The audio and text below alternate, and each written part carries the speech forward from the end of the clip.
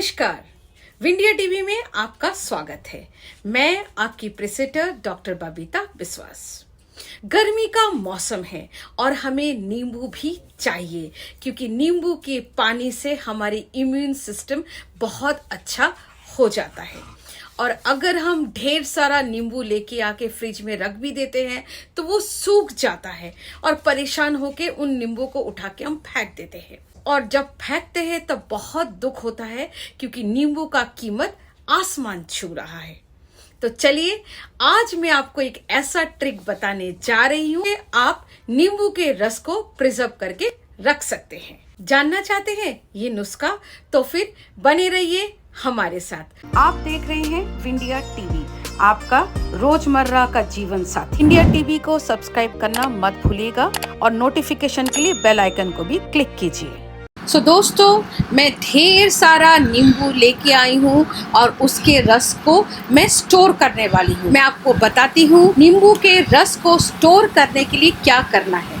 सबसे पहले आप नींबू को अच्छी तरह से धो के लाइए। उसके बाद एक एक करके नींबू को अपने हथेली के नीचे रख के अच्छी तरह से उसको रगड़िएगा ताकि उसके अंदर जो जूस है वो बहुत अच्छी तरह से तैयार हो जाए निकलने की। मैंने इतने सारे नींबुओं को हथेली के नीचे रख के रगड़ के तैयार कर लिया है जूस निकालने की। मैं सभी नींबू को आधा करके काटूंगी, लंबाई पे नहीं, गोलाकार साइड से आप नींबुओं को आधा करके काटिए। मेरे सारे नींबू कट के तैयार हो गया है। अब मैं इसका जूस निकालूंगी। हैंड जूसर या जो भी जूसर आपके पास है उसके मदद से इन नींबुओं से रस को निकाल लीजिए। दोनों प्रकार के हैंड जूसर की मदद से मैंने सारे नींबुओं से रस निकाल लिया है। मेरे पास 1.25 किलो नींबू था, उसमें से मेरे को 300 मिलीलीटर जूस मिला है। साफ सुथरा कांच का बोतल लीजिएगा। उस बोतल को गर्म पानी से अच्छी तरह से धोइएगा और उसके बाद छन्नी की मदद से इन जूस को छान लीजिएगा। छन्नी इस्तेमाल करने से जो जूस के अंदर नींबू का बीज गया है वो छन जाएगा और उसके बाद बोतल को अच्छी तरह से बंद करके फ्रिज में रख दीजिए।